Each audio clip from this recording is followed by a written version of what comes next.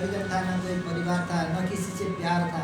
मैं अकेला था, जैसे आया था मैं वैसा ही बढ़ते जा रहा था। अब वहाँ जब बैठा तो वहाँ अवलंबन कुछ भी न था। अब मैं कहाँ जाऊँ, क्या करूँ? संतों ने जो उपदेश दिया था, उन 4 सन्यासियों ने जो उपदेश दिया था कि भगवान का दिव्य स्वरूप कैसा है, और उस दिव्य स्वरूप का दर्शन करते हुए शांताकारं भुजग शयनं पद्मनाभं सुरेशं विश्वाधारं गगनसदृशं मेघवर्णं शुभांगं लक्ष्मीकान्तं कमलनयनं योगिभिर्ध्यानगम्यं वन्दे विष्णुं भवभयहरं सर्वलोकैकनाथं। वन्दे विष्णुं भवभयहरं सर्वलोकैकनाथं। उस निर्जन वन में चौतरे में बैठ कर के मैं भगवान का ध्यान करने लगा, तो भगवान ने ऐसी कृपा करी कि भगवान का दिव्य दर्शन हो गया। हृदय में भगवान का जब दर्शन हो गया, तस्मिन् निर्मनुजेरण्ये पिप्पलोपस्था स्थितः आत्मनात्मानमात्मस्थं यथा श्रुतमचिन्तयन्। जैसे सुना था वैसा चिंतन करने का प्रयास हमने किया, तो भगवान की ऐसी कृपा हो गई।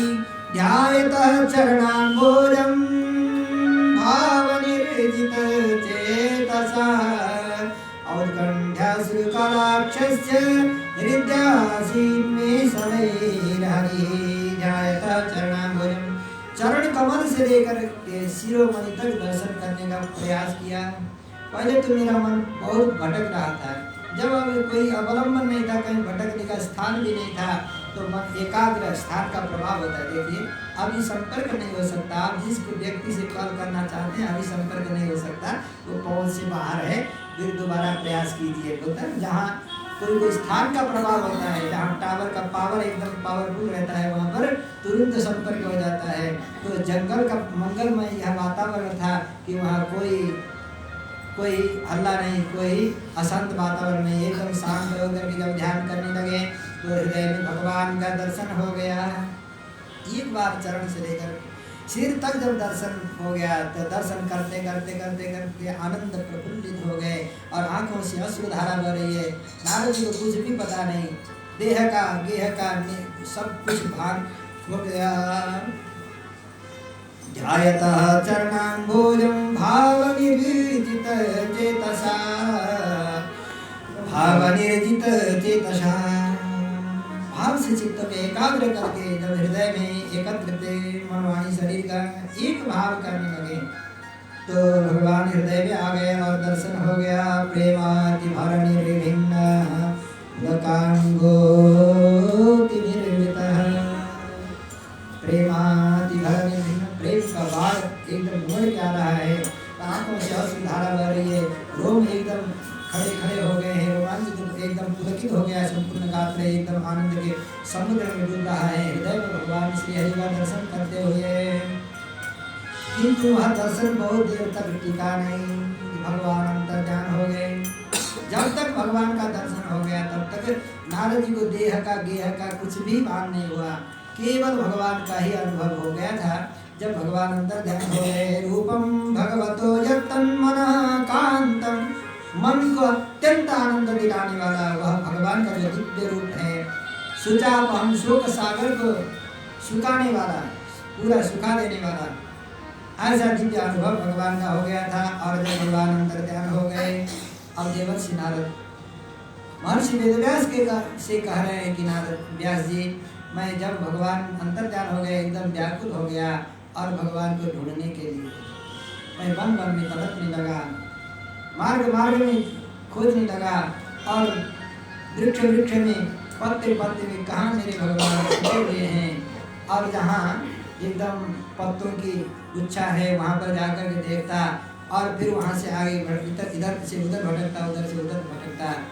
तो इस प्रकार से रोने लगे। दर्शन दो घनश्याम नाथ मोरे आँखिया प्यासी रे, दर्शन दो घनश्याम नाथ मोरे अखियाँ प्यासी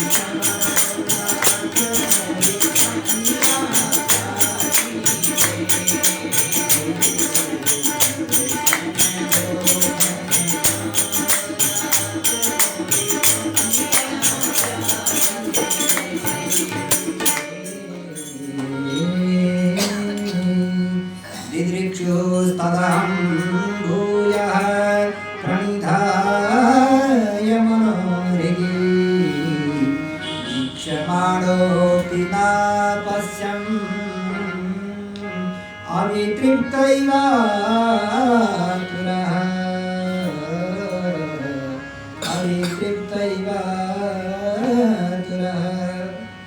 दिदृक्षु उसी रूप को बार बार देखने के लिए हजारों प्रयत्न किए गए, किंतु मैं सफल न हो सका। हे व्यास जी, जब मैं तड़प तड़प करके रो रहा था तो प्रभु ने आकाशवाणी से कहा कि नारद, इस जन्म में तुम तो हजारों बार पत्थर में माथा पटकोगे तो भी मेरा दर्शन दोबारा नहीं होगा। अब तुम पूछोगे कि एक बार आपने क्यों दर्शन दिया प्रभु? कि हमने तुम्हारे नास्तिकता को दूर करने के लिए, तुम्हारी श्रद्धा के दिए को जलाए रखने के लिए हमने कृपा करके तुम्हें दर्शन दिए हैं। जब तक तुम्हारा मन का संपूर्ण मैला निकलता नहीं है, तुम्हारी वासना जब तक मिटती नहीं है, तुम्हारी उपासना की पूर्ति जब तक नहीं होती, तब तक हमारा दर्शन दोबारा तुम लाखों प्रयास करोगे तो भी नहीं पाओगे। इस जन्म में तो दोबारा दूसरे जन्म में तुम जब ब्रह्मपुत्र बन करके पैदा होगे, उस समय तुम जहाँ बुलाओगे वहाँ हम आ जाएंगे। इस जन्म में तो कभी दर्शन नहीं होंगे। अविपक्व कषायाणाम दुर्दर्शोऽहं कुयोगिनाम् अन्तास्मिन् जन्मनि भवान् न मां द्रष्टुमिहार्हति। इस जन्म में जब तुम्हारी वासना की पूर्ति हुई नहीं है, इसलिए जाओ करो उपासना और छोड़ दो इस देह को, तो दोबारा दूसरे जन्म में दर्शन पाओगे। नारद जी ने निश्चय किया। महर्षि वेदव्यास से बता रहे हैं कि हे वेदव्यास, हमने ये निश्चय किया कि अब इस शरीर को भी छोड़ना है। हे प्रभु, आपका दर्शन कब मिलेगा, कैसे मिलेगा, कहाँ मिलेगा, किस जन्म में मिलेगा? उस जन्म को जब तक प्राप्त नहीं करेंगे तब तक हम चैन से बैठेंगे नहीं। और वह शरीर भी, यहाँ कथा में तो विलम्ब है लेकिन उनका शरीर छूट गया। कथा में विलम्ब नहीं है तो समय में तो विलम्ब लगेगा।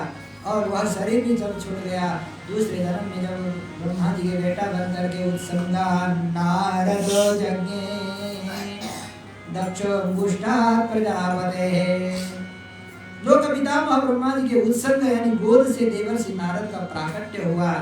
और हाथ में जब वीणा, भगवान की दी हुई वीणा, महती नाम की जो वीणा है, उस वीणा को बजाते हुए हरिगुण गाते हुए अब बताते हैं कि व्यास जी, अभी इस जन्म में जो भगवान का दिया हुआ देवदत्ता वीणा स्वर ब्रह्म विभूषिता,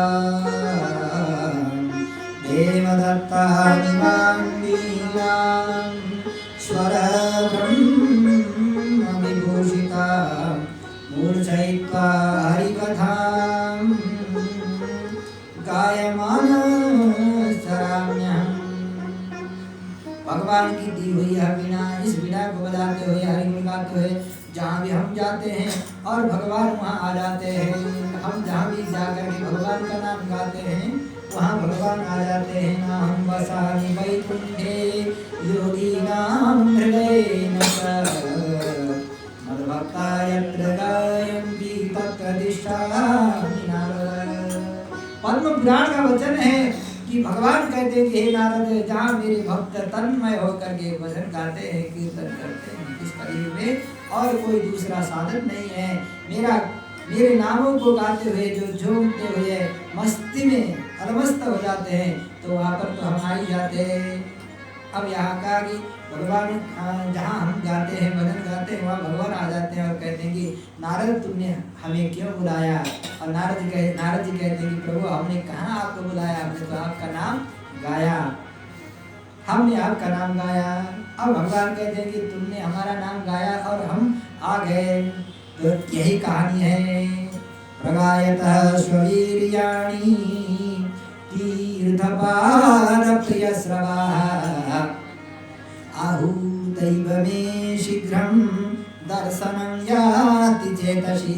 आहूतैव मे शीघ्रं, आहूतैव मे शीघ्रं, आहूत यानी बुलाया गया है, ऐसा समझ करके भगवान हम बिना बुलाए भी जब गाते हैं तो आ जाते हैं। यही कथा आपको हमने सुनाया।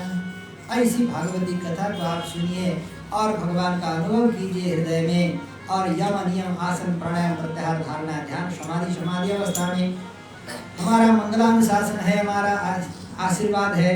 आप भी भगवान का दर्शन कीजिए और जो भगवान का दर्शन करेंगे उसी को आप लिख लीजिए और वही जो अमर ग्रंथ बनेगा, दिव्य ग्रंथ श्रीमद् भागवत महापुराण बनेगा।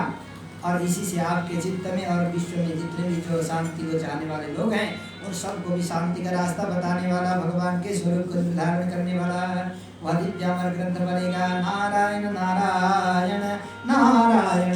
देवर्षि नारद जी चले गए नारायण का नाम गाते हुए और महर्षि वेदव्यास बद्रिकाश्रम की उस गुफा में विद्यमान है जहाँ अलकनंदा और सरस्वती माँ का संगम समागम स्थान बद्रीनाथ में आप लोग गए होंगे, जहाँ से पहाड़ को चीर करके माँ सरस्वती निकलती है और उधर ऊपर उत्तर की ओर से जहाँ अलकनंदा आती हैं और माँ गंगा के 7 धार जो बताए गए हैं उनमें से एक धार अलकनंदा है और मंदाकिनी है और गंगा गोमुख से निकल के आती हैं। इस प्रकार से पंचमुखी जो हिमालय हैं, पंचमुखी गंगोत्तरी, जमुनोत्तरी और केदारनाथ, बद्रीनाथ और मुक्तिनाथ, इनका नीचे का जो भाग है वह एक ही है और ऊपर जाकर के 5 मुख के रूप में विराजमान है।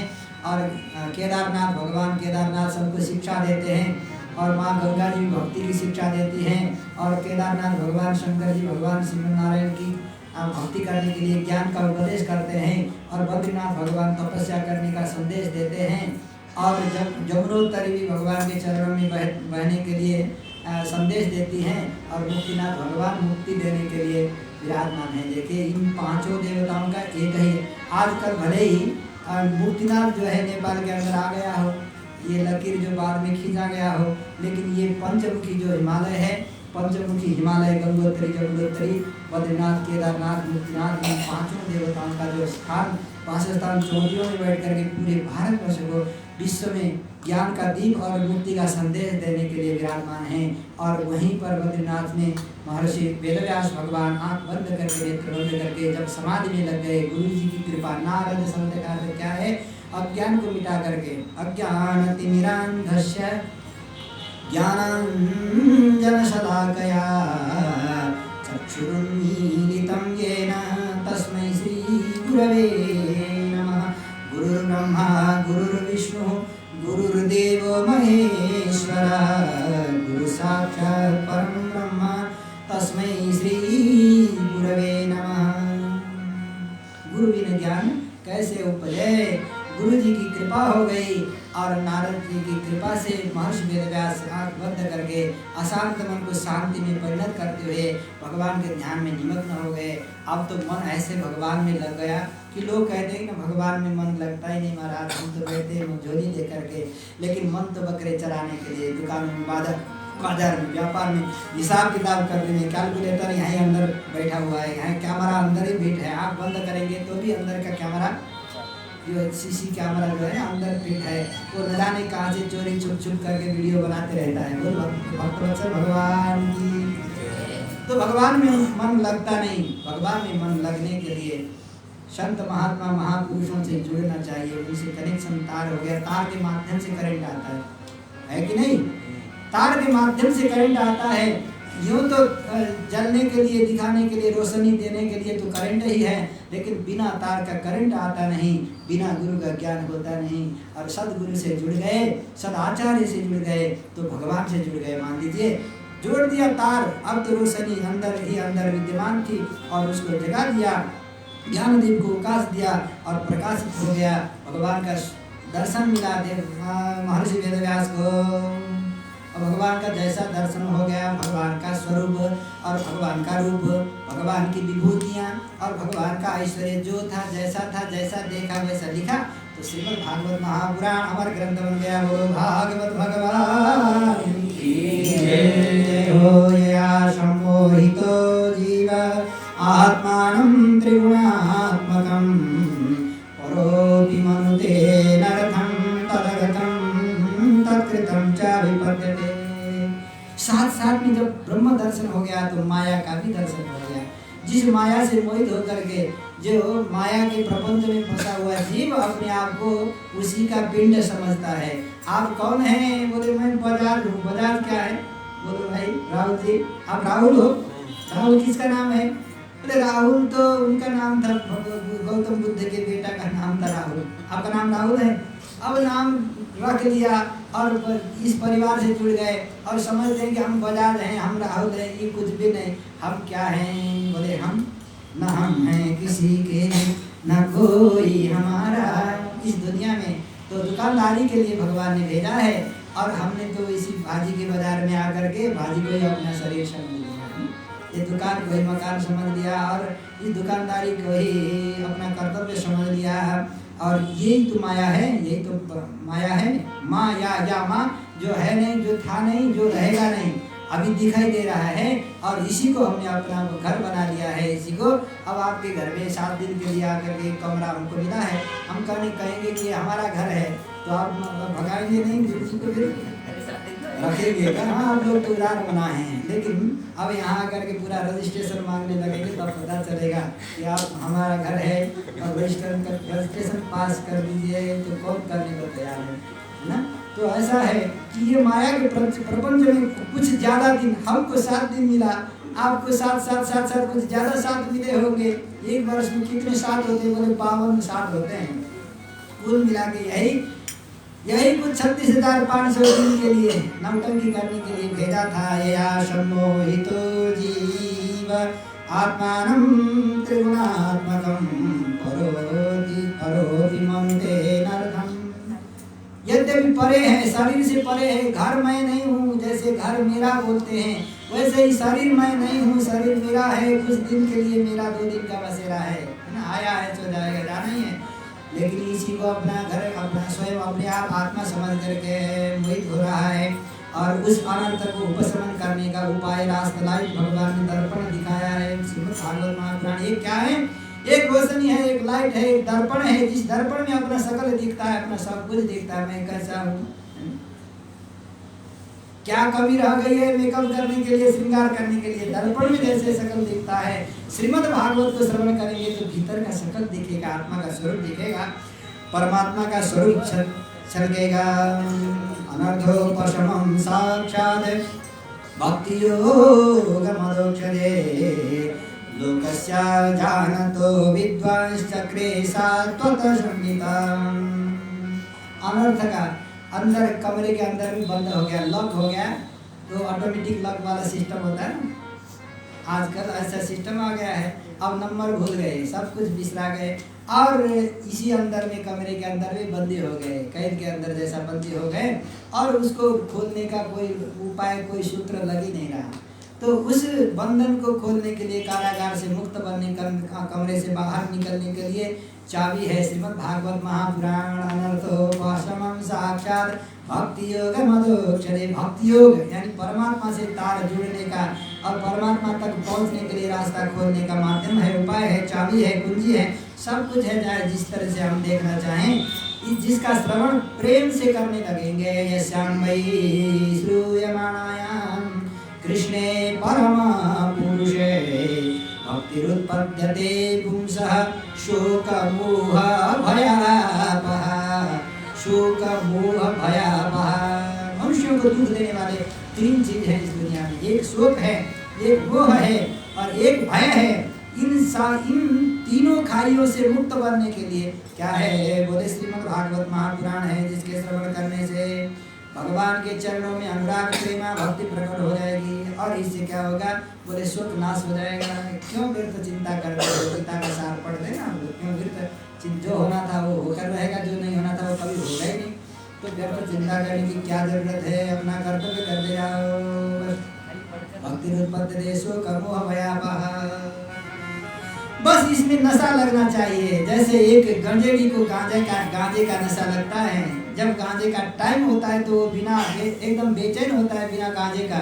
जैसे अब धतूर का बीमार किसी को लग गया, किसी को तंबाकू खाने वाले लोग, चाय पीने वाले लोग, चाय का टाइम होता है तो क्या गुरुजी 4 बजे भी छोड़े नहीं, 5 बजे यार 5 मिनट का टाइम 10 मिनट का दिए होते तो हम एक बार चस्का ले लेते, है ना। अब बीच में टिफिन टाइम देना है, तैयारी करके नहीं भक्तवत्सल भगवान की जय हो। तो नशा लगना चाहिए, कथा का नशा। नस में यदि लग गया तो हम जहाँ भी जाएंगे सोते हुए भी जग जाएंगे। क्या करना है, बोलो भक्तवत्सल भगवान की, सोते हुए लोगों को सोते हुए भी जगाना है और जागते हुए सोना है। जब सोते हैं तो सोते हुए भी जागना है और जागते हुए सोना है। हमेशा जगाने वाला यह दिव्य अमर ग्रंथ है श्रीमद् भागवत महापुराण। महर्षि वेदव्यास ने देखा कि इसका उत्तम अधिकारी कौन है जो विश्व में फैला सके। देखा दुर्वासा ऋषि को तो श्राप दे करके राम और कृष्ण अवतार दोनों अवतारों में उनको समूल नष्ट करने के श्राप देने वाले हैं, इसलिए उनको अधिकारी देखा नहीं। और भृगु जी जो भगवान के वक्षस्थल में लात मारने वाले हैं वो भी बहुत उत्तम अधिकारी नहीं हुए। और उन ऋषियों को देखा तो अंत में महर्षि वेदव्यास को लगा कि हमारा ही बेटा जो जन्म लेते ही जंगल की ओर प्रस्थान करने वाला है, अब वो कहाँ जाके मिलेगा। लेकिन हम कुछ शिष्यों, जाओ तुम लोग जाकर के इन श्लोकों को गुनगुनाओ, जहाँ सुखदेव मिल जाए और उसको लेके आओ। ले आने की जरूरत नहीं, इन श्लोकों को सुनेगा पड़ेगा, उनके कानों में पड़ेगा तो वो खुद चल के आएंगे। महर्षि वेदव्यास को पता था, इसीलिए महर्षि वेदव्यास ने भेजा अपने शिष्यों को।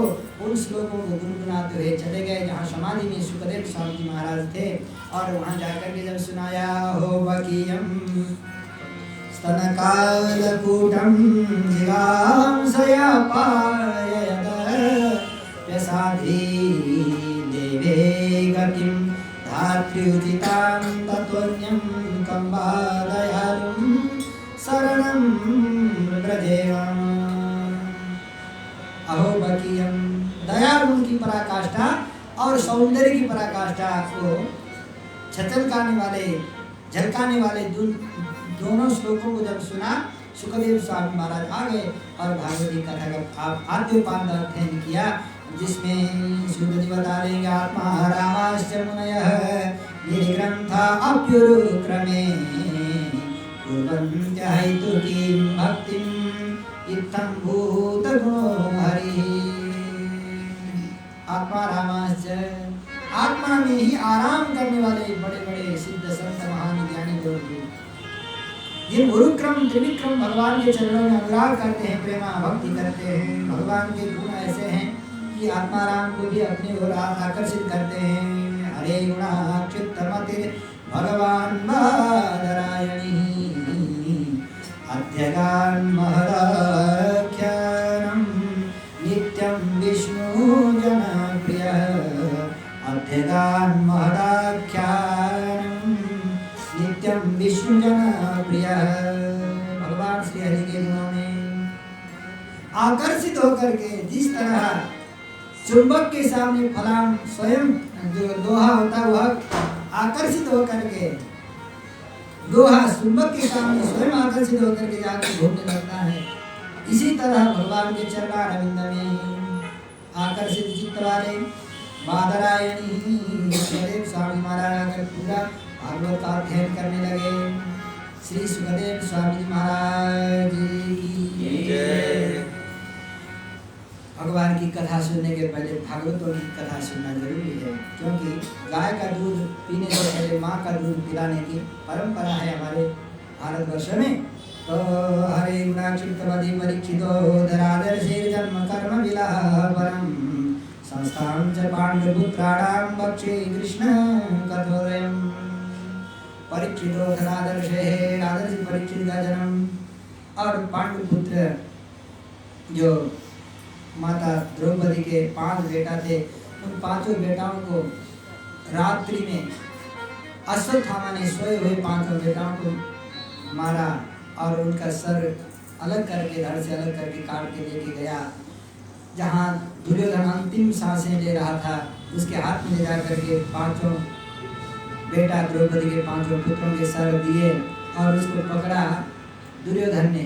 तो एकदम नरम नरम मुलायम मुलायम से सर को देखकर, रात्रि का समय था, अत्यंत क्षुब्ध हो गया। दुर्योधन पहले तो खुश हो गया था कि ये 5 पांडव के सर हैं, सुन करके वो खुश होके मर जाए, ऐसा सोचता था अश्वत्थामा।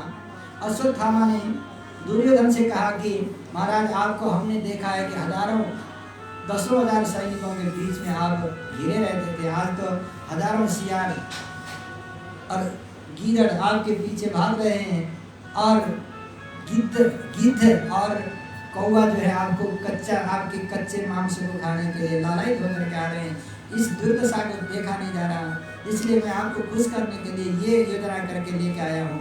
और 5 पांडवों के ये सर है। तो बाद में पता चला कि ये तो द्रौपदी के 5 बेटा हैं। पहले खुश हो गया, बाद में उसको विस्मय हो गया, एकदम विस्मात हो गया, दुखी हो गया। तो इसी को कहते हैं हार्ट अटैक। हार्ट अटैक से मृत्यु हो गया दुर्योधन का। दुर्योधन कुछ देर स्वर्ग में चले जाके फिर अनंत काल के लिए नरक में पहुंच गया। अब यहाँ क्या हो गया, माता द्रौपदी विलाप करने लगी। अन्य कहना चाहिए समय ऐसा आ गया कि माता द्रौपदी जब विलाप करते रहे, धिक्कार है बोलना कि आप जैसे 5 पति होकर के मेरे एक बेटे को भी जीवित न रख सके, 5 बेटा मर गए, धिक्कार है। आज मैं इतने बड़े पुरुषार्थी वीरों की पत्नी होकर के भी उस दिन मेरे लाज को रक्षा न कर सके, आज मेरे बेटाओं की रक्षा न कर सके, धिक्कार है। जब सुना अर्जुन ने प्रतिज्ञा किया था कि जिंदगी में कभी दुखी नहीं होंगे और युद्ध छोड़कर के भागेंगे नहीं। अर्जुन से प्रतिज्ञा वे अदैन्यम अपलायनम, युद्ध छोड़कर के भागेंगे। आज ऐसा समय आ गया, दुखी हो गए, हृदय दुखी हो गया अर्जुन का। अर्जुन ने प्रतिज्ञा किया, द्रौपदी तुम्हारे 5 बेटाओं को मारने वाला जो भी होगा, धरती के जिस भी कोने में होगा, हम उसको पकड़ के लेके आएंगे और तुम्हारे सामने में उसको बलि का बकरा बनाएंगे। प्रतिज्ञा करके निकल गए। और भगवान श्री कृष्ण चुपचाप थे। भगवान श्री कृष्ण पार्थ सारथी बन करके, मद्रास में भगवान का एक दिव्य देश है, मंदिर है पार्थ सारथी। पार्थ सारथी रथ 108 नाम में एक नाम भगवान का पार्थ सारथी भी है। अब पार्थ सारथी बनकर के अर्जुन के सारथी बनकर भगवान जब रथ हाथने लगे, अश्वत्थामा भागते भागते भागते भागते अंतिम अवस्था में पहुंच गए कि अब दुनिया में कोई नहीं मेरी रक्षा करने वाला। ब्रह्मास्त्र छोड़ना जानते थे, छोड़ दिया। भगवान ने इशारा किया, अर्जुन ने भी ब्रह्मास्त्र को छोड़ा। दोनों ब्रह्मास्त्र आसमान में जब लड़ने लगे, भिड़ने लगे, वहाँ से ज्वालामुखी विस्फोटित ज्वालामुखी के जैसे ज्वालाएं निकलने लगी। तो लोग घबराने लगे। भगवान ने अर्जुन से कहा कि ये ब्रह्मास्त्र छोड़ना जानता है और उपसंहार की विद्या अपने पिताजी होने के बाद भी इसको अपात्र समझ करके अपने पुत्र को ज्ञान नहीं दिया है। तुम दोनों ब्रह्मास्त्रों का उपसंहार करो। और अर्जुन ने ब्रह्मास्त्र का उपसंहार किया, फिर बंदी बना करके लेके आए। दूर से ही देखते ही माता द्रौपदी का हृदय करुणा से द्रवीभूत हो गया और कहने लगी, मुच्यता मेष ब्राह्मणो नितरां गुरु सरस्यो धनुर्वेदः सविसर्गो पशम यमः। मुच्यता ये स्वामी छोड़ दीजिए, ये तो गुरुपुत्र हैं। अश्वत्थामा ने मेरे पुत्रों को मारा, मेरा दुख जो है मैं जितना भी हो सह लूँगी, किंतु मेरी गुरु माँ, आपकी गुरु माँ, जिन गुरु माता कि जिन गुरु जी ने आपको अस्त्र शिक्षा दिया है, शस्त्र शिक्षा दिया है, धनुर्वेद गांधर्वेद संपूर्ण वेदों की शिक्षा दी है, ऐसे गुरु जी की गुरु माता कृपी द्रोणपत्नी कृपी, उनके आंखों से आंसुओं की धारा बहते हुए मैं सहन नहीं कर पाऊंगी, मेरे लिए और भी पीड़ा और भी व्यथा बढ़ाएगी, इसलिए यह घटना, इसलिए आप छोड़ दीजिए। द्रौपदी की इस बात को सुनकर उच्च आदर के साथ उच्च मूल्यांकन करते हुए युधिष्ठिर महाराज ने साधुवाद कहा। नकुल सहदेव सब ने प्रशंसा किया। भगवान श्री कृष्ण भी गदगद हो गए कि द्रौपदी, यही तो तुम्हारे अंदर खूबी है कि तुम अपने दुख दर्द को जितना भी सह सकती हो, लेकिन दूसरों के दुख दर्दों को सहन नहीं कर सकती। धन्य हो, सबने धन्य हो कहा। किंतु भीमसेन को अच्छा नहीं लगा और भीमसेन अपने मुट्ठी मारते हुए आए कि अरे इस दुर्जन को तो मार देना चाहिए। यहाँ पर भगवान श्री कृष्ण तुरंत समय परिस्थिति को जान गए और दुर्योधन को समझाया। ब्रह्मबंधुर नहंतव्यः आततायी पदार्हणः मयैवो भयमान्नातं परिपाह्यनु शासनम्। ब्रह्मबंधु पतित ब्राह्मण भी हो तो उसका प्राण दंड नहीं करना चाहिए, नहीं देना चाहिए, उसको प्राण दंड नहीं देना चाहिए। जो आतताई है वो कोई किसी जाति का नहीं होता, वो आतताई आतंककारी जो है उसका कोई जाति नहीं, उसका कोई धर्म नहीं, ऐसे लोगों को तुरंत फांसी में चढ़ा देना चाहिए। अब भगवान ने दोहरी बात वाणी कही तो अर्जुन और असमंजस में पड़ गए, लेकिन अर्जुन भी भगवान के सखा थे, समझ गए तुरंत ही जिनको सम्मान देना चाहिए उनको अपमानित करना भी मृत्यु दंड देने का बराबर का है। इसलिए उनको सभा में ले ला करके उनके सर में जो मणि था उसको निकाला। मणि को निकालते हुए मांस के भीतर जो मणि छुपा करके रखा था उसको निकालते हुए वहाँ से एकदम खून की धारा बहने लगी और वहाँ ऐसा घाव हो गया कि कभी जीवन में कभी वो ठीक नहीं होता। अब उनका जो सर्वस्व धन था वो हरण करके 3-4 चोटी बना करके उसको देश से निकाला कर दिया। कहीं सामने दिखाई दिया तो फिर दोबारा ब्राह्मण है करके गुरुपुत्र है करके छोड़ूंगा नहीं, यहाँ से भाग जाओ, निकल जाओ, देश निकाला कर दिया। वपनम द्रविड़ादानम स्थानान निर्यापणम तथा येष हि ब्रह्मबंधूनां वधो नान्योस्तिदैहिकः। यही दंड है जो अपराधी लोग होते हैं, ऐसे ब्रह्मबंधु पतित ब्रह्मबंधुओं के लिए जो दंड देना था ऐसा व्यवस्था करके निकाल दिया। किंतु अश्वत्थामा पदे पदे इस अपमान को समझने लगा कि जब जितनी बार याद करता उतनी बार मृत्यु का अनुभव करता है। इसलिए उसने प्रतिज्ञा किया कि तुम्हारे वंश को जब तक छोड़ूंगा नहीं, जब तक तुम्हारा पूरा वंश सखार नहीं करूं, पूरा तुम्हारे वंश का विनाश न करूं। भगवान श्री कृष्ण अपने परिवार लोगों को, अपने परिजनों को, अपने प्रेमियों को लेकर के गंगा जी के किनारे गए। अरे यहाँ स्नान करो, तर्पण करो, सब कुछ करवाया। अब सब होने के बाद युधिष्ठिर महाराज को राजगद्दी का उत्तराधिकारी बनाया भगवान ने। अब भगवान ने सोचा कि बहुत दिन हो गए हमारे यहाँ आकर के, अब द्वारका निकलना चाहिए।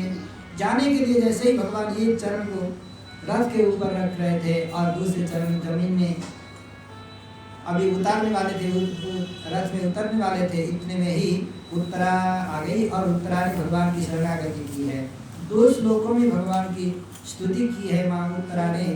जो अभिमन्यु की विधवा थी उसने भगवान की शरणागति करते हुए कहा कि पाहि महायोगिं देवदेव जगत्पते नान्यं त्वदभयं पश्ये यत्र मृत्युः परस्परम् अभिद्रवति मामीश शरस्तप्ता यशो विभो कामं दहतु मां नाथ मामे गर्भो निपात्यताम् पाहि महायोगिनी। हे महायोगी,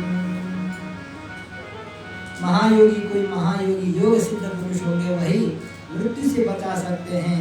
इसलिए महायोगी सबसे पहला संबोधन किया है महायोगी, और दूसरा संबोधन है देवदेव, जो देवताओं के भी देवता हैं और जो जगत के पति हैं और जो ईश्वर हैं, सर्वसमर्थ हैं, जो विभु सर्वव्यापक हैं, जो सबके नाथ हैं, सबके स्वामी हैं, सबके मालिक हैं, वही हमारी स्थिति को समझ सकते हैं और हमारे गर्भ की शिशु की रक्षा कर सकते हैं। इसलिए भगवान की शरणागति करते हुए उत्तरा माता ने भगवान के चरणों में शरणागति की है और भगवान समझ गए कि अश्वत्थामा का जो ब्रह्मास्त्र है इसके गर्भ को नाश करना चाहता है। एक रूप से गला पानी होकर के भगवान माता उत्तरा के गर्भ में चले गए और दूसरे रूप से जब प्रस्थान करने लगे, माता कुंती ने भगवान की स्तुति की है। 26 श्लोकों में स्तुति करते हुए माता कुंती कहती है कि नमस्ते पुरुषं द्वाद्यं ईश्वरं प्रकृतेः परं अलक्ष्यं सर्वभूतानां अंतर्बहिरवस्त्रं। हे आदि पुरुष, हे अनादि पुरुष, हे सर्वव्यापक, हे सर्वेश्वर, भीतर बाहर सर्वत्र व्यापक रहने वाले हे परमात्मा, मैं आपके चरणों में शरणागति करती हूँ, बार बार नमस्कार करती हूँ। अब आदि पुरुष हैं, आपका स्वरूप जो है कोई भी देख नहीं पाते, बड़े बड़े सिद्ध संत महात्मा ही आपके स्वरूप को जान पाते हैं। हम लोग तो माया के पर्दा से हमारे नेत्र ढके हुए हैं, इसलिए आपके स्वरूप को यथार्थ रूप से जान नहीं सकते। मैं तो इतना ही जानती हूँ कि आप श्री कृष्ण हैं, आप वसुदेव नंदन हैं, आप देवकी नंदन हैं, आप नंद गोप कुमार हैं, आप गोविंद हैं। आपके चरणों में बार बार प्रणाम। नमः पंकजनाभाय, नमः पंकजमालिने, नमः पंकजनेत्राय, नमस्ते पंकजांग्रे, कृष्णाय वासुदेवाय, देवकी नंदनाय च नंदगोपकुमाराय गोविंदाय नमो नमः। बहुत सुंदर स्तुति किया माता कुंती ने। भगवान अत्यंत गदगद हो गए, प्रसन्न हो गए। माँ इतना सब कुछ जानने के बाद भी कहती हो कि मैं कुछ नहीं जानती, मैं कुछ नहीं जानती। यही तो भक्तों का स्वरूप है, यही तो भक्ति का लक्षण है। माँ कुंती, आप कुछ भी मुआवजे, आप कुछ भी मांगना है मांग लीजिए। माता कुंती ने भगवान से दुख ही मांगे, क्योंकि दुख में ही भगवान की भक्ति होती है। दुख में सिमरन सब करे, सुख में करे न कोई, जो सुख में सिमरन करे दुख काहे कोई। इसलिए दुख दीजिए हे प्रभु, जितना भी दुख देना है मुझे दुख दीजिए, विपत्ति दीजिए। संपदो नैव संपदा, विपदो नैव विपदा, विपदा सन्तु नः शाश्वते तत्र तत्र जगद्गुरो भवतो दर्शनं यत्स्यात् अपुनर्भव दर्शनम्। बार बार मुझे विपत्तियाँ मिले। अब भगवान का दर्शन कहीं हुआ, आए मंदिर में कहीं गए तो भगवान से क्या मांगना है, योजना पहले बनाना पड़ेगा। घर मांगना है, धन मांगना है, परिवार मांगना है, प्रेम मांगना है, या क्या मांगना है, कुछ भी मांगना है तो पहले ही योजना बनाना पड़ेगा। माता कुंती ने भगवान से दुख मांगे हैं, माता कुंती ने भगवान से दुख मांगे हैं। अब सुख भी मुझे प्यारे हैं, दुख भी मुझे प्यारे हैं, छोड़ूं मैं किसे भगवान, दोनों ही तुम्हारे हैं। छोड़ूं मैं किसे भगवान, दोनों ही तुम्हारे हैं। सुख भी मुझे प्यारे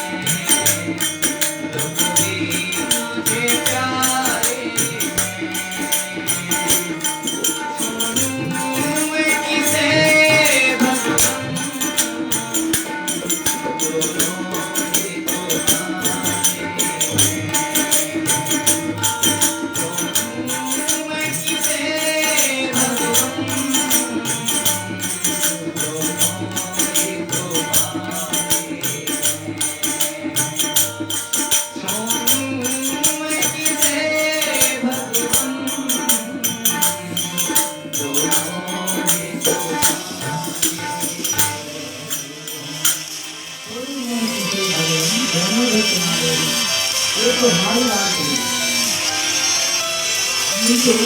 माता भगवान से दुख ही मांगा, विपत्ति ही मांगी। भगवान समझ गए कि माँ तुमकी कितनी दिमाग से या दिल से कितनी प्यारी हो, कि आपको पता है कि हमारे पास में कुछ नहीं है, आपको पता है कि हमारे पास में कोई दुख नहीं है, इसलिए मुक्ति का दर्शन भगवान करा देते। बाढ़ में ऐसा करके भगवान आगे गए और कहीं आगे गए जहाँ युधिष्ठिर महाराज रो रहे थे। युधिष्ठिर महाराज को ये लगता था कि हमने अपने आप को राजा बनाने के लिए लाखों नारियों के सिंदूर मिटाए, लाखों बालकों को अनाथ बनाया, इस पाप से मैं कब मुक्त बनूंगा, इसलिए इस पाप से मैं कब मुक्त बनूंगा, ऐसा समझ करके युधिष्ठिर महाराज रो रहे थे। भगवान ने सोचा कि मैं इनको समझाऊं, ये तो व्यर्थ की बात है, इसलिए इनको मैं उनके पास लेके जाता हूँ जहाँ इनकी श्रद्धा है। और विनशन क्षेत्र में, कुरुक्षेत्र में, जहाँ पर उत्तरायण की प्रतीक्षा में भीष्म पितामह सरसैया में थे, उनके पास में लेके गए और तत्व को समझाया। और भीष्म पितामह ने भगवान की स्वागत करे और सभी का स्वागत किया और समझाया कि ये सभी भगवान साक्षात आद्यो नारायण कुमार मोहयन माया लोकम गूढ़ सर्द विष्णु। ये सभी सार्वजनिक दिखा करके बता रहे हैं कि ये तो साक्षात नारायण है, आदि पुरुष है, जिनका कोई अपना नहीं है, जिनका कोई पराया नहीं है, जो अपने शरण में आते हैं उनके सब के अपने हैं, जो इनका भजन नहीं करते वो खुद ही दूर चले जाते हैं। तो क्या किया जा सकता, भगवान किसी को दूर थोड़ी बनाते। हम पर्वतों से जितनी दूरियां बनाते हैं, पर्वत को तो जाके वही है।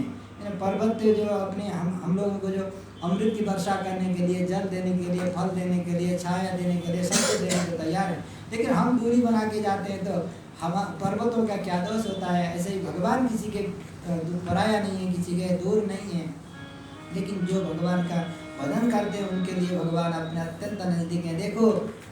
देखो पांडवों, हमारे लिए भगवान कितने प्रिय करके आज मैं प्राण त्याग रहा हूँ, दया करके प्रभु मुझे दर्शन देने के लिए अंतिम अवस्था में आ गए। प्रभु जब तक इसी रूप में रहना प्रभु, जब तक मैं इन प्राण पखेरुओं को आपके चरणों में समर्पित न करूँ।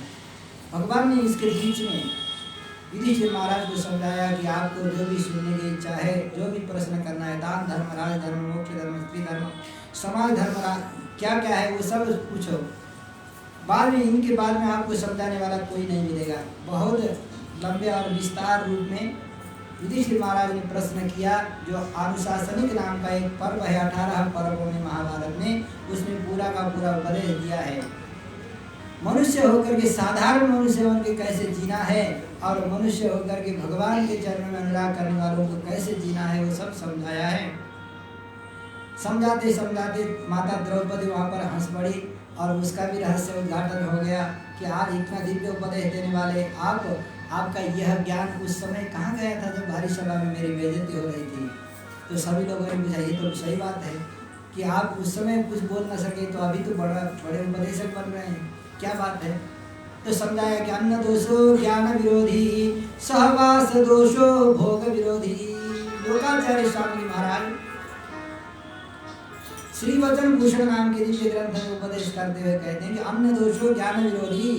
तो यही चीज भीष्म पितामह यहाँ समझा रहे हैं कि द्रौपदी के माध्यम से सभी लोगों को कि उन दिनों हमारा जो मन है दूषित हो गया था अन्न के द्वारा, दुर्योधन के अन्न के द्वारा, दुर्योधन के अन्न के द्वारा हमारा मन दूषित हो गया था और हमारे मन से हमारी वाणी को अवरुद्ध कर दिया था, इसलिए हम उस दिन बोल नहीं पाए।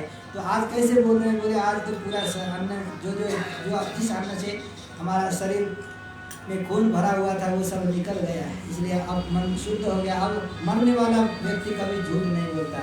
अंतिम अवस्था में जो भी उपदेश उन्होंने दिया है, बहुत सुंदर उपदेश दिया है।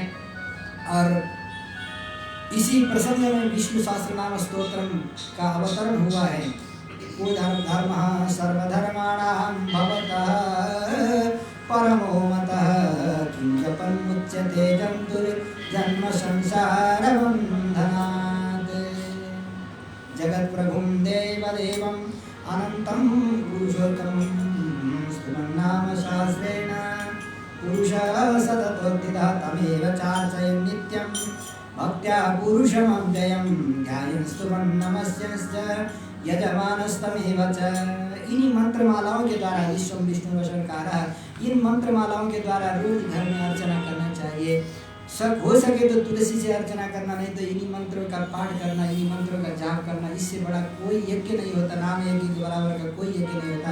यदि आपको भगवान ने वाणी दी है, आप अक्षर समझने के काबिल हैं, लायक हैं, तो विष्णु सहस्रनाम स्तोत्रम तो दिन में एक बार अवश्य पाठ करना चाहिए। आपके जीवन में आप देखिए अपना करके विष्णु सहस्रनाम स्तोत्र का पाठ करके देखिए इसका कितना बड़ा महत्व है। रोगात् तो मुच्यते रोगात् बद्धो मुच्येत बन्धनात् भयात् मुच्येत भीतस्तु मुच्येत आपन्नात्। संपूर्ण रोगों से मुक्ति पाने के लिए, मानसिक अशांति से मुक्ति पाने के लिए और धर्म प्राप्ति के लिए, अर्थ प्राप्ति के लिए, लक्ष्मी प्राप्ति के लिए, सब कुछ पाने के लिए विष्णु सहस्रनाम स्तोत्रम ऐसा अचूक उपाय है, मंत्र है, औषधि है। आप जिस दिन इस टैबलेट को लेकर के आप सोएंगे, आनंद की नींद आएगी, आपको एकदम चैन आ जाएगा, आनंद आ जाएगा और जो भी रुकावट है वो सब खुल जाएंगे, आपके रास्ते खुल जाएंगे। इसलिए हर एक व्यक्ति को विष्णु सहस्रनाम स्तोत्रम और लक्ष्मी स्तोत्रम का पाठ करना। ज़्यादा नहीं बन पाए तो कुछ नहीं, कोई बात नहीं है। कंठ होने के बाद कम से कम 15 मिनट लगेगा ज़्यादा से ज़्यादा। और कंठ नहीं हुआ तो आपको कंठ कराने के लिए भी आज का माध्यम है, आपके पास में स्मार्टफोन है, हम उसमें रिकॉर्ड करके आपको भेज देते हैं। यूट्यूब चैनल में जाकर भी आप सर्च करके वहाँ विष्णु सहस्रनाम स्तोत्रम कई लोगों ने पाठ करके वहाँ भर रखा है, नहीं तो हम भी आपको उपलब्ध कराएंगे। रोज रोज विष्णु सहस्रनाम स्तोत्र और लक्ष्मी स्तोत्र का पाठ कीजिए। जिंदगी की हर रुकावट, हर बाधाएं, हर पीड़ा जो भी है वो सब विष्णु सहस्रनाम स्तोत्र ऐसा पूर्ण पाठ है। ऐसे तो श्रीमद् भागवत महापुराण भी है। अब महापुराण तो ये तो महापुराण ही है, फिर कभी 7 दिन का आयोजन करना और कौन घर में आके वाचन करेंगे या फिर खुद करना है तो भी अब आप ऐसे ही घबराएंगे बड़े ग्रंथ को देख करके, क्योंकि वो तो छोटा सा 108 श्लोक ही हैं, 1000 भगवान के नाम हैं। 1000 नाम है तो हजारों एंगल से, हजारों कोण से हमारे कल्याण करने वाले भगवान के पतित पावन नाम हैं। ऐसे दिव्य नामों का उपदेश विष्णु सहस्रनाम स्तोत्रम का उपदेश भी इसी प्रसंग में किया है। और करते करते समय आ गया और 11 श्लोकों में स्तुति करते हुए भगवान से निवेदन किया कि प्रभु आज तक हमने ब्रह्मचर्य पालन करते हुए हमारी एक बेटी हुई है और उस बेटी को हम आज कन्या दान कर देना चाहते हैं। कौन सी बेटी? सब आश्चर्यचकित हो गए सुन करके कि आप तो अखंड ब्रह्मचारी ब्रह्मचर्य में रहे जीवन भर। कि कौन सी बेटी है? बोले इतिमति रूपकल्पिता वितृष्णा भगवती सात्वत भुंगवे विभूमि स्वसुखमुपगते क्वचिद विहर्तुं प्रकृतिमुपेयुषि यद् भव प्रवाह। बहुत सुंदर वर्णन किया है भगवान के दिव्य स्वरूप, दिव्य झांकी का वर्णन करते हुए। माधुर्य छटा से हे प्रभु आपके चरणों में हमारी बेटी में मति ही, हमारी बुद्धि हमारी बेटी है, हमारी कोई और संतान नहीं है। प्रभु इस मति को, इस बुद्धि को हम आपके चरणों में आज ही समर्पित कर देना चाहते हैं, आप स्वीकार कीजिए। बहुत सुंदर स्तुति करते हुए अपनी वाणी को यहीं पर विश्राम दिया और चले गए भगवान के चरणों में। उनकी आत्मज्योति समर्पित हो गई और भगवान ने उनका 10 कर्म कराया। फिर पांडवों में युधिष्ठिर महाराज को राजगद्दी का अभिषेक करके भगवान वहाँ से निकल गए, द्वारका के लिए प्रस्थान करते हैं। समय में राजा परीक्षित का जन्म हुआ और फिर भी भगवान आ गए थे उनको पहुँचाने के लिए। चले गए थे अर्जुन जी महाराज, 7 महीने तक लौट करके नहीं आए और इसके बीच में बहुत उपद्रवों को देखा। उपद्रवों को देखते हुए मन में अशांति हो गई थी कि क्या बात है कि अर्जुन भी 7 महीना हो गया, भीमसेन तुम्हारा भाई अर्जुन आज तक नहीं लौट कर वापस नहीं आया, क्या बात है। अब अनेक तरह के उपद्रवों को देखते हुए, अपशकुनों को देखते हुए मन में तर्क वितर्क करने लगे। अर्जुन जी का आगमन हो गया और अर्जुन ने अपने बड़े भाई के चरणों में साष्टांग प्रणाम करते हुए कहा कि पैर छूते हुए कहा कि भैया आपने जिन प्रश्नों का हमारे साथ में यहाँ पर बौछार किया है उनमें से कोई भी और हेतु नहीं है। जो अंतिम में जो पूछा था कि तुम क्यों ऐसे मुरझा करके आए हो, तो तुम्हारा जो अत्यंत प्रिय आत्म सखा है उसी का कहीं वियोग तो नहीं हुआ। वास्तव में यही हो गया है कि वंचितो हम महाराज हरिना बंधुना ये नमे परितम तेजो देवा विश्वापन महते।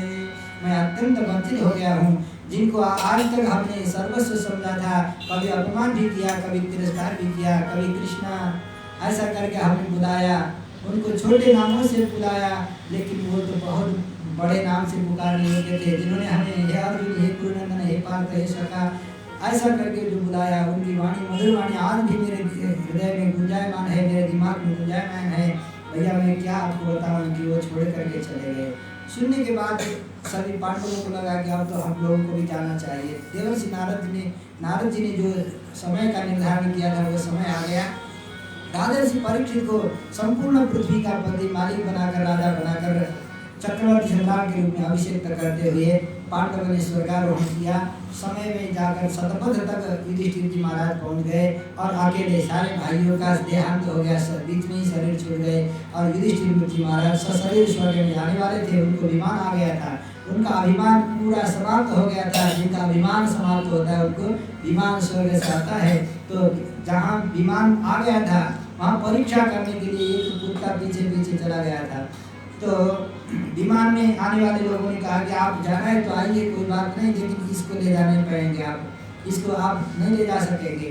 तो युधिष्ठिर जी महाराज ने कहा कि मेरे सब सगे भाई बंधु सब बीच में ही छूट गए, अब ये यहाँ तक आ गए, इसको छोड़ करके, कुत्ते को छोड़ करके मैं कैसे जाऊँगा स्वर्ग में। ठीक है आप चले जाइए, जिस दिन जिसको भी लेने के लिए आप आएंगे तभी मैं जाऊँगा। तो वहाँ तो धर्म के रूप में ही कुत्ता बन करके आए थे स्वयं धर्मराज, उनकी परीक्षा हो गई, परीक्षा में पूर्ण पास हो गए और सशरीर स्वर्ग में युधिष्ठिर जी महाराज चले गए। पांडव स्वर्गारोहण की यह कथा जो लोग प्रेम से सुनते हैं उनको भी भगवान अंतिम अवस्था में निर्मल मति और निर्मल गति प्रदान करते हैं, इसकी यह महिमा है। और इसके बाद राजा परीक्षित जब राजा बने तो पहले दिग्विजय करते हुए चले गए और एक जगह पर देखा कि गाय का रूप धारण करने वाली धरती माँ और बैल का रूप धारण करने वाले धर्म देवता दोनों एक पैर में खड़े थे। धर्म देवता और दोनों को परेशान कर रहा था। एक शूद्र राजा के रूप में था जो कलियुग था और उसको देख करके रोकने का प्रयास किया।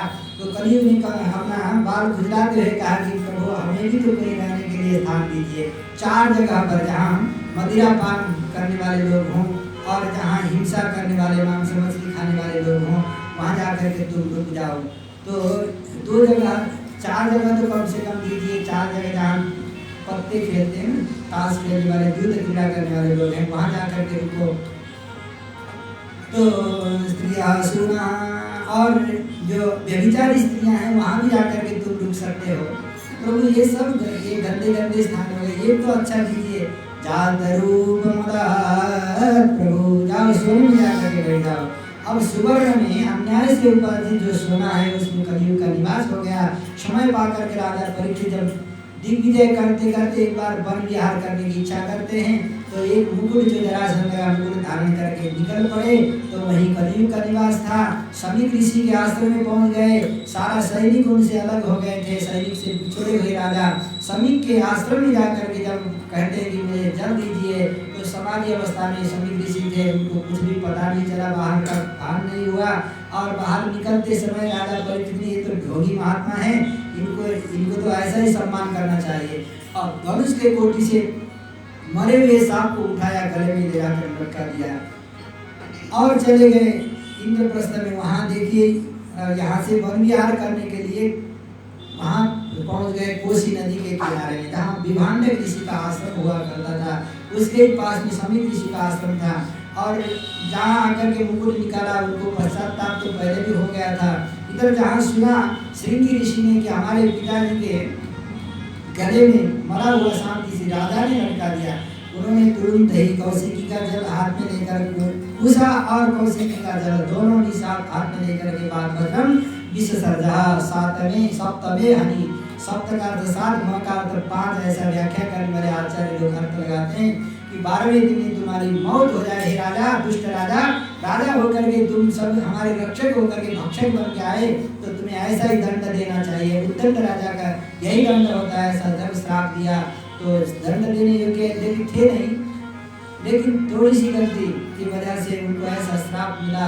और श्राप की वजह से राजा परीक्षित जब सुन गए कि अब मेरे तो थोड़े ही दिन बचे हैं तो मुझे क्या करना चाहिए, आज ही मेरा ऐश्वर्य नष्ट हो जाए, आज ही मेरा वैभव राज्य जो भी नष्ट होना था, शरीर नष्ट होना था, सब हो जाए, लेकिन दूसरे धर्म के लिए यह फल नहीं मिलना चाहिए, जो मिलना है आज ही मिले, जो भी उद्दंडता का दंड है आज ही मिले। ऐसा अनुताप पश्चाताप करते हुए राज द्वार को छोड़कर दरबार को छोड़ करके वहाँ से चले गए। गंगा जी का एक धार जो उत्तर पूर्व सुखताल के रूप में है, वहाँ पर जाकर उदमुख दक्षिण कूलास्ते, दक्षिण में उदमुख होकर के पूर्वाभिमुख कुशा बिछा करके उदमुख स्वयं उत्तराभिमुख होकर विराजमान थे।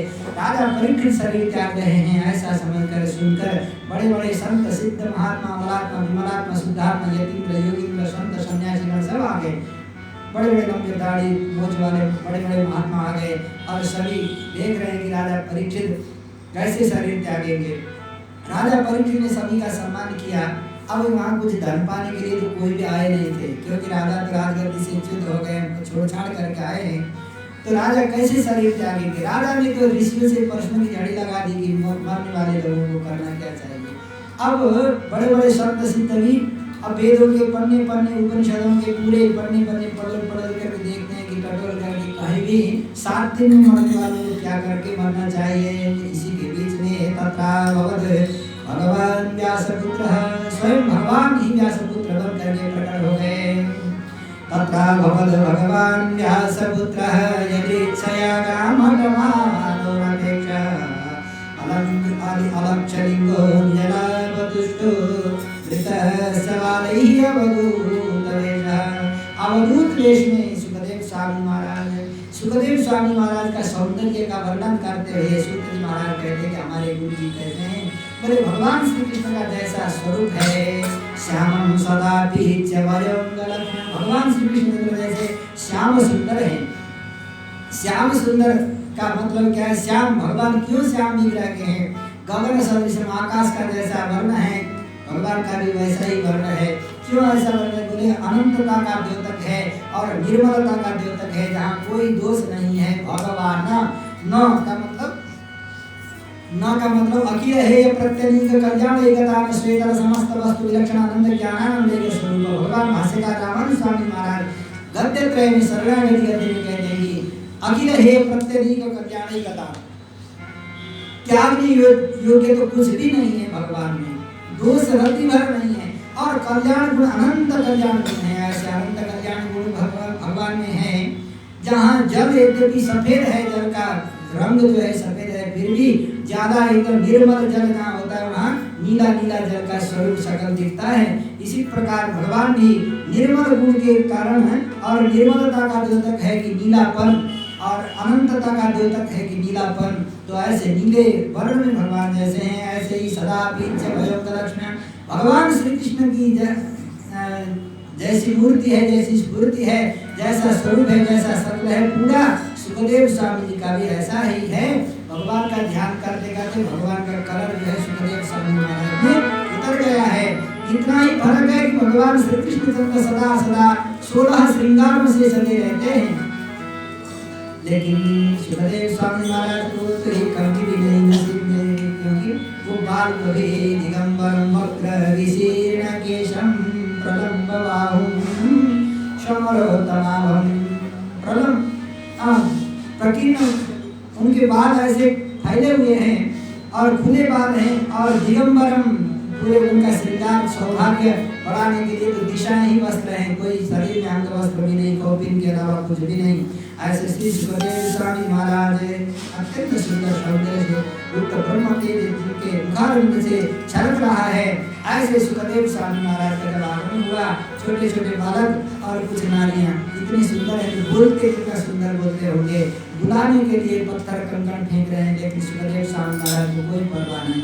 चलते चलते ब्रह्म ऋषियों की उस सभा में आ गए और सभी लोगों ने उठ करके एकदम साष्टांग प्रणाम करते हुए जय जयकार मनाने लगे। तो आश्चर्यचकित होकर के वो सब लौट गए जो पत्थर कंकड़ फेंकने वाले थे। जरो जतारम भगवान यथेन्द्र हर्षतारानिकरैः परिणः। बोल श्री सुखदेव स्वामी जी महाराज की जय। सुखदेव स्वामी महाराज को जो व्यासासन में विराजमान कराया गया था, सुखदेव स्वामी महाराज की शोभा ऐसी बड़ी कि मानो आसमान में पूर्णमासी रात्रि हो और चारों ओर सितारे हो, सितारों के बीच में जो चमचमाता हुआ चांदनी का जो रोशनी है वैसी रोशनी को बिखेरते हुए सुखदेव स्वामी महाराज व्यासपीठ पर विराजमान हो गए। राजा परीक्षित ने प्रश्न किया, गुरुदेव आज मेरा जीवन धन्य धन्य हो गया, इनका केवल स्मरण करने मात्र से हृदय का अंधकार दूर हो जाता है, ऐसे दिव्य स्वरूप में आप आज विराजमान हैं, तो आपका दर्शन करके मैं भी धन्य धन्य धन्य हो गया। हमारे हैं श्री गुरुदेव में किस बात की चिंता, हमारे हैं श्री गुरुदेव में किस बात की चिंता, चरण में रख दिया जब माथ में किस बात की चिंता, चरण में रख दिया जब माथ में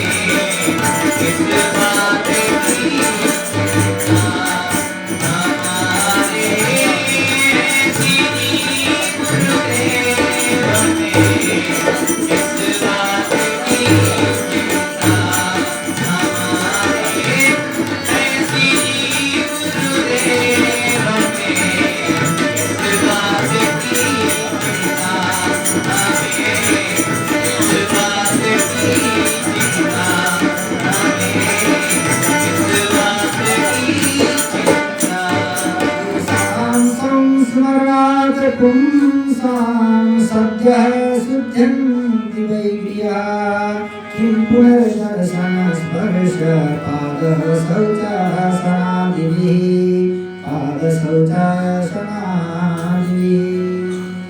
हे गुरुदेव, आपके चरण मिल गए हैं, अब हमारा तो बेड़ा पार हो जाएगा। हम जैसे अति क्षत्र बंधुओं के पास भी जब भगवान की कृपा होती है, भगवान किसी को पक्षपात नहीं करते, फिर भी भगवान ऐसे पक्षपाती हैं कि पैतृस्वसे प्रीत्यर्थम तद्गोत्रस्यार्थमान्। यह बुआ जी का अपनी बुआ जी का पोता अब गिर रहा है और पोता यह नरक में जा रहा है, ऐसा समझ करके परमात्मा ने कृपा करके आपका रूप धारण करके हमें दर्शन देने के लिए, हमारा उद्धार करने के लिए आप आ गए हैं। तो अब जब आप आ गए तो हम उतर गए, अब हमें क्या करना चाहिए, हमारा कर्तव्य क्या होगा? यत् श्रोतव्यम् अथो जप्यम् यत् कर्तव्यम् विधि प्रभो स्मर्तव्यम् भजनीयम् वा भूरि यद्वा विपर्ययम्।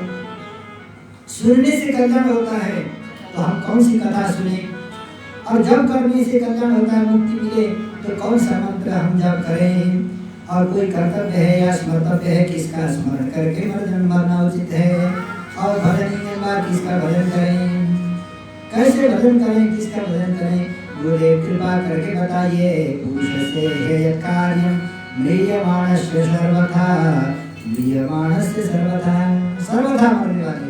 यहाँ कोई अजंबरी का कुटी सुन करके तो कोई है नहीं, सबको मरना है, लेकिन मरने वालों को करना है क्या चाहिए? राजा परीक्षित ने प्रश्न किया, सुखदेव स्वामी महाराज बड़े गदगद हो गए और उत्तर बताना प्रारंभ किया। तो बिना ही मंगलाचरण का वरियाने छठे प्रश्न तो लोग गए तो बड़े बड़े विद्वानों के द्वारा भी आदर करने योग्य जो आपने प्रश्न किया है महाराज, इसके लिए आपका बहुत बहुत धन्यवाद है, आपका बहुत बहुत आभार है।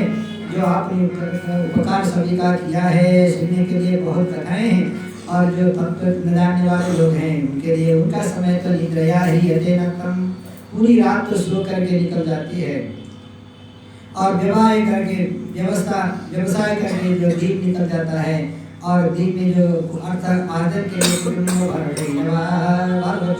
पोषण करके पूरी जिंदगी निकल जाती है, लेकिन जीवन का पता ही नहीं चलता कि कब आए, कब सोए, कब जगे, जगने का भी पता नहीं और सोने का भी पता नहीं, ऐसे में ही जिंदगी पूरी निकल जाती है। तस्मात् भारत सर्वात्मा भगवान ईश्वरो हरि, श्रोतव्यः कीर्तितव्यश्च स्मर्तव्यस्य सदा भयम्। तस्मात् भारत हे परीक्षिते सर्वात्मा सर्वान्तर्यामी भगवान ईश्वर हरि, आर्त दुरित निवारक षटैश्वर्य संपन्न भगवान श्रीमन्नारायण श्री हरि सुनने योग्य हैं। उन्हीं की कथा सुनते सुनते मर जाओ, उतर जाओगे, और उन्हीं का कीर्तन करते हुए, उन्हीं का ध्यान करते हुए जो भी अभय को चाहता है, अर्थात जो मृत्यु से मुक्त होना चाहता है, उसके लिए एक ही भगवान की कथा है। कथा को सुनते सुनते, ध्यान करते, चिंतन करते करते जीवन से बेड़ा पार हो जाएगा। ये तावान सांख्य योगाभ्याम स्वधर्म परिनिष्ठया जन्मलाभा पर पुंसाम अन्ते नारायण स्मृति, अन्ते नारायण स्मृति। संपूर्ण शास्त्रों का निचोड़ क्या है? अन्ते नारायण स्मृति, अंत में नारायण का स्मरण हो जाए। अंत में, अब अंत क्या, दिन का अंत है कि वीक, सप्ताह का अंत है या महीना का अंत है या जीवन का अंत, कब याद करना? बोले जन्म जन्म जतन कराई, अंतराम कहिया बतनाई। बाली कह रहा है कि हे प्रभु, आपके हाथ से मरने का जो सौभाग्य मिल रहा है, और इस सौभाग्य को मैं खोना नहीं चाहता दोबारा। फिर यह सौभाग्य मुझे कहाँ से मिलेगा कि आपके हाथ से आपका दर्शन करते करते मरने का जो सौभाग्य मुझे प्राप्त है। बड़े बड़े योगी, बड़े बड़े सिद्ध संत महात्मा भी चाहते हैं कि आपकी याद करते हुए मरें। जन्म जन्म मुनि जतन कराई, अंत अंते यामति शागति, अंत में जिसकी याद करते हुए मरेंगे उसी में जन्म लेंगे। लेकिन प्रभु, मुझे यह सौभाग्य प्राप्त हुआ, मैं यह गवाना नहीं चाहता। ये बाली अंतिम में पहले तो भगवान को लांछित करने का चेष्टा कर रहा था, और अंत में जब पता चला कि भगवान समझा दिए कि क्या है धर्म की गति, और तुमने जो अपराध किया है दुष्ट से मित्रता करके, रावण से मित्रता करके, बाली ने जो अपराध किया था, और वहाँ ऋषि जो तपस्या करने वाले होते थे उनका राक्षस आकर के खून निकाल करके लेके जाते थे, लेकिन वो मीत है, मीत के अपनी जन है करके सबको छोड़ देता, और अंत में अपनी जो भाई की बहू है, भ्रातृवधू जो पुत्री के समान मानी जाती है, उसका भी अपहरण किया था। सब समझा दिया कि तुम धर्म समझाते हो, उस दिन तुमने धर्म समझा नहीं। अब उस दिन जो अपने भाई को लात मार के भगा रहे थे उस दिन समझे नहीं, और जब रुमा को अपनी पत्नी बनाते हुए तुमने धर्म को देखा नहीं, और रावण से मित्रता करके तुमने धर्म को देखा नहीं, आज मुझे धर्म का उपदेश दे रहे हो। तो बाद में जब समझ गया कि प्रभु मैं तो वास्तव में आज आपने मेरा दर्पण दिखा दिया, मुझे दर्पण दिखा दिया, मेरा है ना दिख गया, मैं सकल अपना दिख गया कि प्रभु आपके हाथ से मरने का सौभाग्य मिला। ये बाली का जो वचन है यहाँ पर स्मरणीय है, ज्ञानते या मते शागते, अंत में जिसका स्मरण करेंगे, जिसकी याद करके मरेंगे उसी में हो जाएंगे। लेकिन अंते नारायण स्मृति कैसे हो, अंत में हम भगवान की याद करें या भगवान हमारी याद करें। जो प्रपन्न शरणागत हैं उनकी तो भगवान याद करेंगे, और जो उपासक हैं वो अंत में भगवान की याद करते हुए मरेंगे तो इसी जन्म में मुक्त होंगे, और नहीं तो फिर दोबारा फिर जन्म लेना पड़ेगा। जिसकी याद करके मरेंगे वही पैदा हो जाएंगे। शास्त्रों का निचोड़ यही है कि अंते नारायण भगवान की कथा सुनते सुनते मर जाओ महाराज। परीक्षित घबराने की जरूरत नहीं, तुम्हारे तो 7 दिन बाकी हैं। खटवांग नाम के एक राजा थे, उन्होंने अब देवताओं से वरदान पाया कि जो भी मांगो इच्छित वर तुम पाओगे, लेकिन इच्छित वरों को भोगने के लिए कम से कम ज्योतिष शास्त्र का नियम है कि पूर्व आयु परीक्षित, पहले आयु का निर्धारण करें कि आपका बेटा ऐसा है वैसा है, गुणवान है, ज्ञानवान है, सब धर्मवान है, सब कुछ है, लेकिन कितनी आयु जिएगा, बोले आयु तो 5 वर्ष का है। तो ये सब व्याख्या जो है अंतिम में एकदम नीरस ठीक ही हो जाती है। इसलिए पहले आयु का निर्धारण हो जाए। आप तो 2 मुहूर्त आपके जीवन में 2 मुहूर्त 5 घंटे बाकी हैं। अब 5 घंटे में क्या करना है, घर मांगना है, परिवार मांगना है, या द्वैता मांगना है कि पोता मांगना है, क्या मांगना है।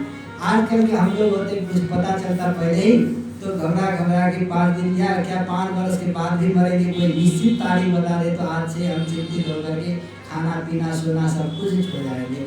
लेकिन भगवान ऐसे चुपके से लेके जाते हैं, चलते चलते बोलते बोलते, जैसे यहाँ बाबा जी का हो गया कि बोलते बोलते अपने पैदल चल के चले गए और फिर कंधे से उतर गए सुकून पाने के लिए। तो जिंदगी से कौन तो भगवान किसको कहाँ कैसे उठाते हैं किसी को पता नहीं है। तो पता हो जाता तो जिंदगी इतनी हरियाली नहीं होती। इसलिए राजा परीक्षित तो आपको घबराने की जरूरत नहीं है, आप तो जाग करके जाने वाले हैं। आपको आइए हम कथा सुनाएंगे। घर द्वार परिवार को छोड़ छाड़ करके हो सके तो हरिद्वार को चले जाओ, नहीं तो हरि कोई द्वार में बुलाओ।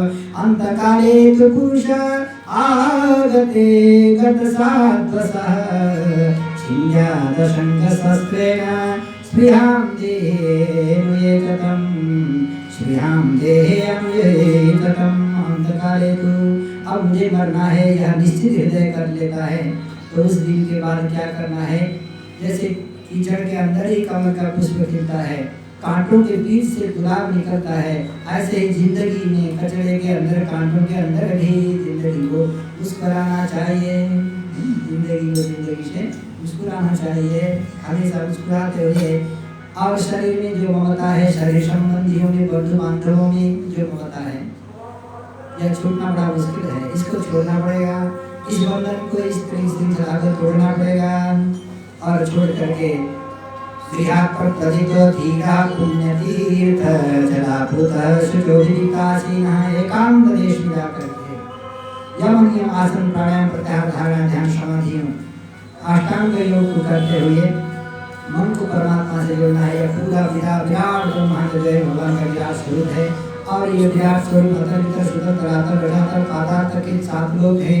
ये भगवान का जो पाताल है, भगवान का पादतल है, चरण कमल है, और जो ब्रह्म लोक है वह भगवान का सिर है। बाकी विराट ब्रह्मांड जो है पूरा भगवान के एक एक अंग है। ये तो विशाल हो गया। गुरुदेव कोई सूक्ष्म रूप बताइए। जगेति स्वदेहांतर हृदयावकाश है।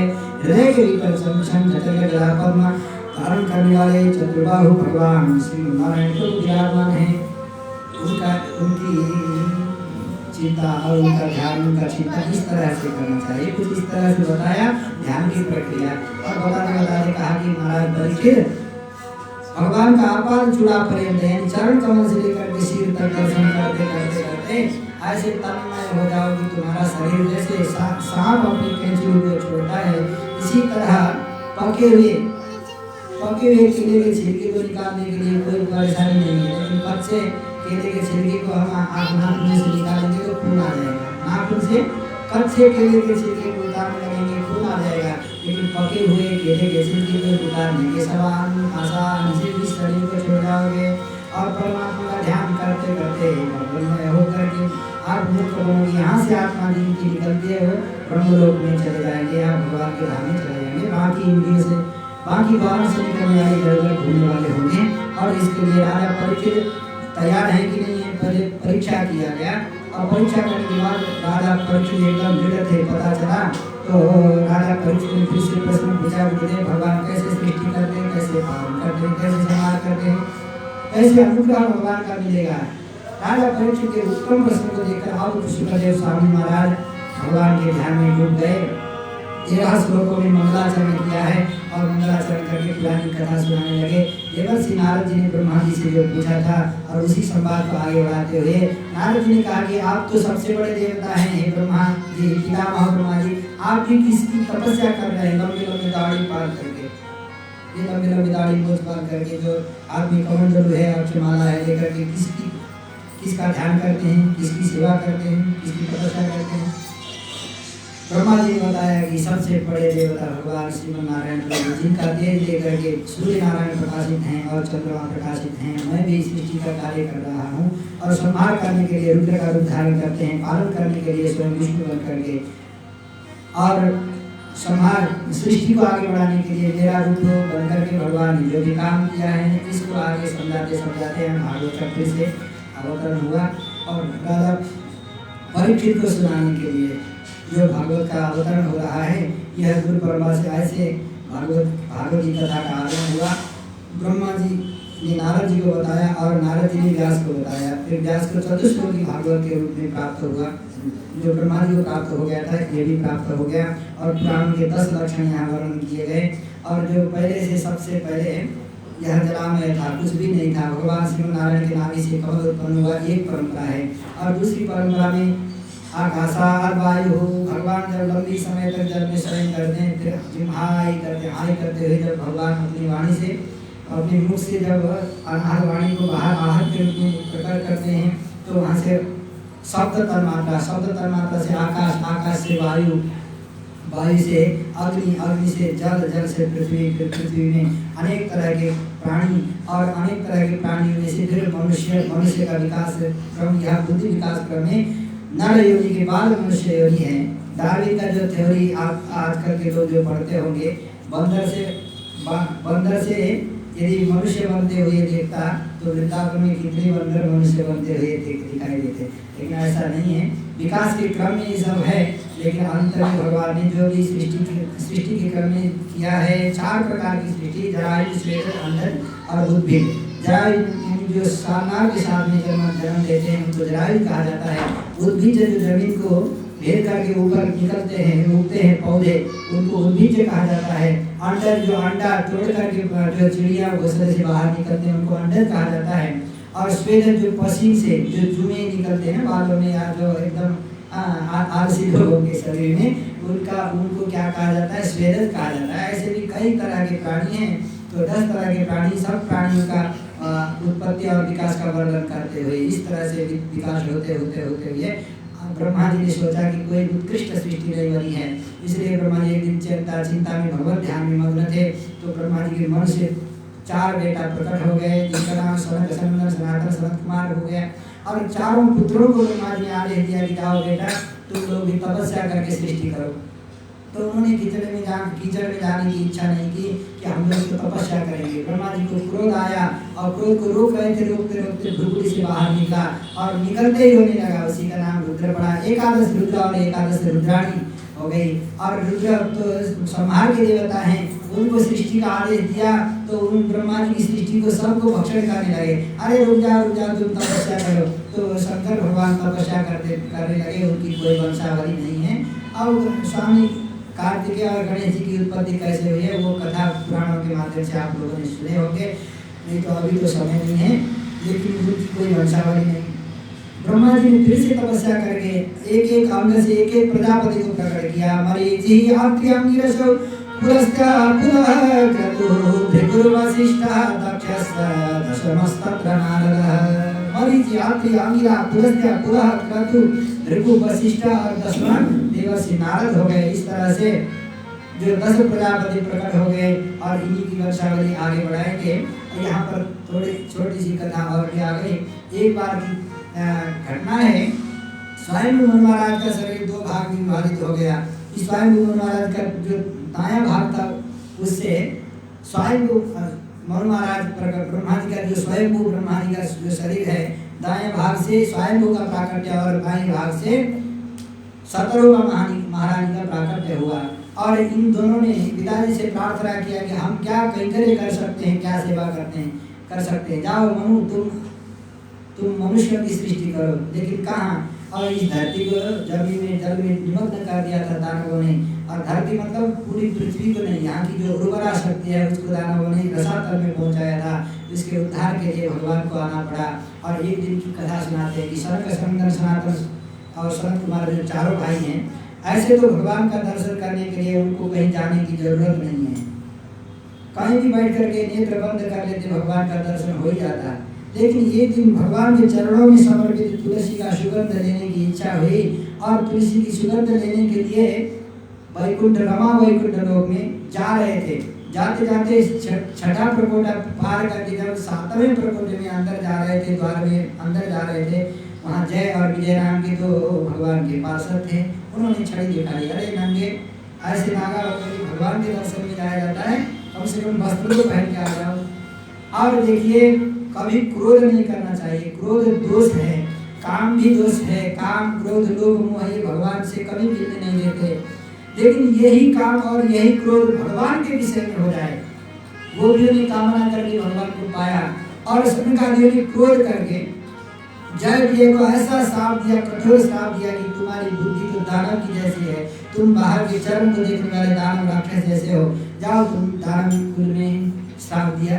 और श्राप देते ही भगवान प्रकट हो गए। वहीं पर दरवाजे पर एकदम मूल गेट पर ही भगवान आ गए, गोपुर के सामने प्रस्तुत हो गए। और प्रभु का दर्शन पाने के बाद पहले स्तुति करते हैं, फिर अनुनय विनय करते हैं, प्रभु हमने गलती की, इनको दंड दिया। भगवान कहते हैं कि आपने कोई दंड नहीं दिया, आपने तो हमें दर्शन देकर के कृतकृत्य कर दिया, हम सनात हो गए, आपका दर्शन पा गए। भगवान की मधुर वाणी को सुन करके सनकादियों ने कहा कि प्रभु आप इतने बड़े देवादिदेव सर्वेश्वर करके अब हमें अनुग्रह की, हमसे अनुग्रह की बात कर रहे हैं, क्या हम लोगों को मोहित कर रहे हैं प्रभु? भगवान ने कहा कि नहीं, आपने जो दंड दिया है इन उद्दंडों को दंड तो देना ही चाहिए था। जो कहीं पुत्र गलती करता है तो वो माता पिता की कमजोरी है, शिष्य गलती करे तो गुरु की कमजोरी है, और जो कार्यकर्ता गलती करे तो नेता की कमजोरी है। जो राजा का खानदान होकर के वहाँ से गलती हो तो उसकी गलती मानी जाती है। इसी तरह जो मेरे पार्षद हैं उन्होंने आपको अंदर आने नहीं दिया, इसके लिए मैं क्षमा याचना करता हूँ। लेकिन आप लोगों ने जो दंड दिया है इससे मैं भी कोई उत्कृष्ट काम करना चाहूँगा। हम भी अवतार लेकर के 3 जन्म तक जाएंगे और इनका उद्धार करेंगे। भगवान ने वचन दिया। और यही जय और विजय सनकादिक के श्राप से जब हिरण्याक्ष हिरण्यकश्यप बन करके आते हैं और हिरण्याक्ष का भगवान धरोद्धार के प्रसंग में संहार करते हैं। यहाँ तक की कथा आज की कथा है। बड़ा भगवान का अवतार हुआ, बड़ा भगवान ने पृथ्वी महारानी का उद्धार किया और पृथ्वी को ले जाकर के बड़ा क्षेत्र में रखा, माता भूदेवी को ले जाकर के रखा और उर्वरा शक्ति से संपन्न सस्य श्यामला धरती महारानी बन गई। और पहले के जमाने में कहीं खेती करने की जरूरत भी न होती, जहाँ जाओ जहाँ भी अनाज या फल फूल 3000 से अधिक जो अन्न खाने पीने के योग्य पहले प्राप्त होते थे। आज तो 300 से कम ही हैं। 300 पूरा बीज जो है ये खाद के कारण या रासायनिक तत्वों के कारण से पूरे लुप्त प्राय होते जा रहे हैं और हाइब्रिड के जमाने में पुराना जो मौलिक परंपरा की जो खेती है वह नष्ट होने जा रही है और धरती महारानी से पृथ्वी से सारे अन्न मिलने लगे, वस्त्र मिलने लगे और मानव की बस्ती और विस्तार रूप से यहाँ पर वर्णन करते करते यहाँ तक हम लोग पहुँच गए। आज की कथा यहाँ विश्राम करते हैं। आइए आप सब मिल करके अब एक भजन में झूमते हुए आनंद लेंगे, फिर आरती पुष्पांजलि और प्रसाद लेकर के स्वागत करेंगे।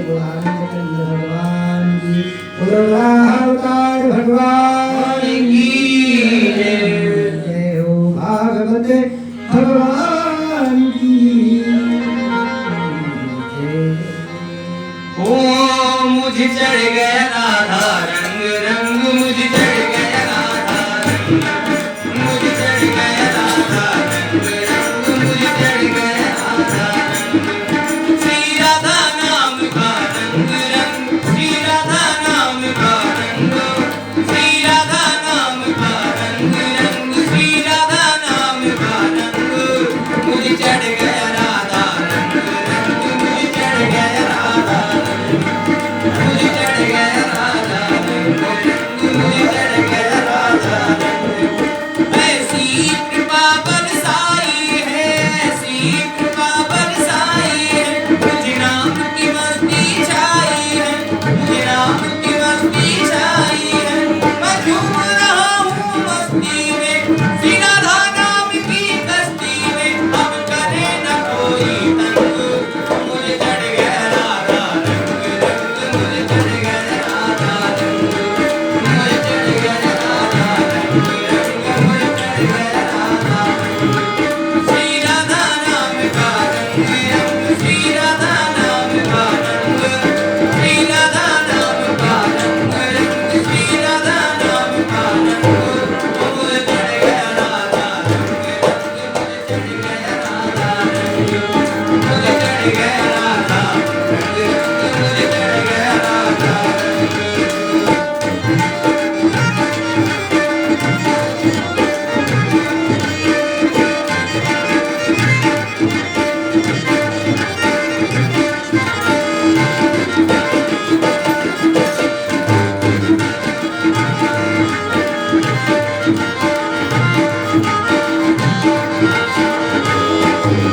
सुन के कृपा में आई हूँ, सुन के कृपा में आई हूँ, इन नैनों में आंसू लाई हूँ, इन नैनों में आंसू लाई हूँ। बस जाऊंगी तेरी बस्ती में, बस जाऊंगी तेरी बस्ती में, फिर रहूंगी ऐसी मस्ती में, फिर रहूंगी ऐसी मस्ती में, फिर करे न कोई तंग। मुझे चढ़ गया राधा रंग, रंग मुझे चढ़ गया राधा रंग, मुझे चढ़ गया राधा रंग, रंग मुझे चढ़ गया राधा रंग। श्री राधा नाम का रंग, रंग श्री राधा नाम का रंग, श्री राधा नाम का रंग, रंग श्री राधा नाम का रंग। मुझे चढ़ गया राधा रंग, रंग मुझे चढ़ गया राधा रंग, मुझे चढ़ गया राधा रंग, मुझे चढ़ गया राधा